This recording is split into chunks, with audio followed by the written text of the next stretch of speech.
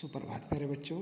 आज की कक्षा में आपका स्वागत है और आज हम पाठ 10 कक्षा 7 का अपूर्व अनुभव पढ़ाने जा रहे हैं। सही बच्चे इस पाठ को ध्यानपूर्वक समझेंगे और सुनेंगे। ठीक है, तो आइए शुरू करते हैं।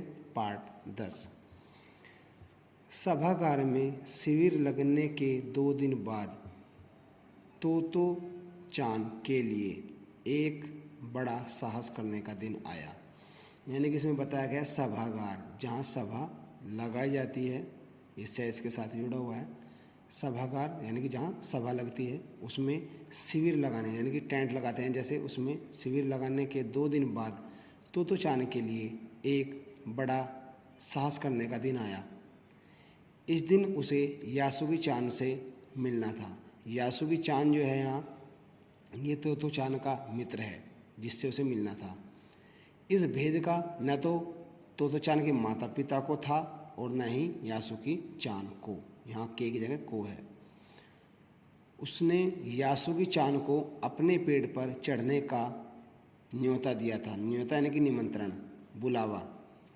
तोमोए, तोमोए एक जगह का नाम है। तोमोए में हर एक बच्चा यानी कि प्रत्येक बच्चा बाग के एक एक पेड़ को अपने खुद के चढ़ने का पेड़ मानता था। यानी कि सब वहाँ क्या मानते थे कि ये पेड़ मेरा है, ये पेड़ मेरा है।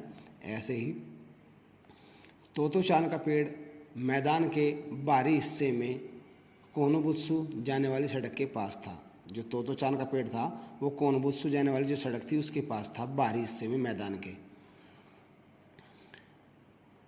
बड़ा सा पेड़ था उसका। चढ़ने जाओ तो पैर फिसल फिसल जाते, पर ठीक से चढ़ने पर जमीन से कोई 6 फुट की ऊंचाई पर एक द्विशाखा तक, यानी कि कितना ऊंचा था वो, 6 फुट, और एक शाखा थी जिसमें 2 शाखा जुड़ी हुई थी। यानी कि इसको बोलते हैं द्विशाखा, 2 शाखाओं तक पहुंचा जा सकता था। बिल्कुल किसी झूले सी आरामदेह जगह थी। ऐसा लगता था जैसे कोई वो झूले की तरह हो, आरामदेह अर्थात आराम देने वाली जगह थी यह। तोतो चान अक्सर खाने की छुट्टी के समय या स्कूल के बाद, खाने की छुट्टी के समय या स्कूल के बाद ऊपर चढ़ी मिलती। वहाँ से वह सामने दूर तक ऊपर आकाश को या नीचे सड़क पर चलते लोगों को देखा करती। यानी कि पेड़ बहुत ऊंचा था जिस पर वह चढ़ती थी और वह आसमान को भी देख सकती थी और नीचे चलने वाले लोगों को भी देख सकती थी। बच्चे अपने अपने पेड़ को निजी संपत्ति मानते थे, या जैसे उन्होंने ही पेड़ लगाया हो और ये उन्हीं का ही जो इस पर हक हो। किसी दूसरे के पेड़ पर चढ़ना हो तो उससे पहले पूरी शिष्टता से, यानी कि सम्मान से, माफ़ कीजिए क्या मैं अंदर आ जाऊं, पूछना पड़ता था। यानी कि पेड़ पर चढ़ने के लिए पूछना पड़ता था कि क्या मैं आपके पेड़ पर चढ़ सकता हूं, बहुत प्यार से। यासुगी चान को पोलियो था। ये एक प्रकार की बीमारी है जिसमें शरीर पूर्ण रूप से विकसित नहीं होता, इसलिए वह न तो किसी पेड़ पर चढ़ पाता था और न किसी पेड़ को निजी संपत्ति मानता था। अतः तोतो चान ने उसे अपने पेड़ पर आमंत्रित किया था, पर यह बात उन्होंने किसी से नहीं कही, क्योंकि अगर बड़े सुनते, यानी कि माँ बाप जो सुनते, तो जरूर डांटते। घर से निकलते समय तोतो चान ने माँ से कहा कि वह यासुगी चान के घर डेनेनचोफू, ये एक जगह का नाम है, डेनेनचोफू जा रही है। चूंकि वह झूठ बोल रही थी, इसलिए उसने माँ की आंखों में नहीं झांका, यानी कि उसने आंखें नहीं मिलाई अपनी माँ से और सीधे जल्दीबाजी में चली गई। वह अपनी नज़रें जूतों के फीतों पर ही इसलिए गड़ाई हुई थी, क्योंकि उसे वहाँ जाना था। रोकी उसके पीछे पीछे स्टेशन तक आया।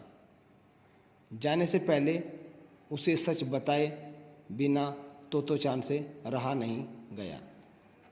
ठीक है, मैं यासुकी चान को अपने पेड़ पर चढ़ने देने वाली हूँ, उसने बताया। उसने रोकी को बताया कि मैं अपने पेड़ पर यासुकी चान को चढ़ने देने वाली हूँ, वो मेरे पेड़ पर आकर चढ़ेगा। जब तोतो चान स्कूल पहुंची तो रेल पास उसके गले के आसपास हवा में उड़ रहा था। यासुकी चान उसे मैदान में क्यारियों के पास मिला।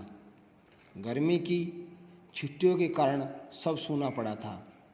यासुकी चान उससे कुल जमा एक ही वर्ष बड़ा था, यानी कि यासुकी चान जो है बड़ा था तोतो चान से, पर तोतो चान को वह अपने से बहुत बड़ा लगता था। जैसे ही यासुकी चान ने तोतो चान को देखा, वह पैर घसीटता हुआ उसकी ओर बढ़ा। उसके हाथ अपनी चाल को स्थिर करने के लिए दोनों ओर फैले हुए थे। तोतो चान उत्तेजित थी। वे दोनों आज कुछ ऐसा करने वाले थे जिसका भेद किसी को भी पता न था। वह उल्लास में ठिठियाकर हंसने लगी। यासुकी चान भी हंसने लगा। ये इसका पहला भाग आपका पूरा हुआ।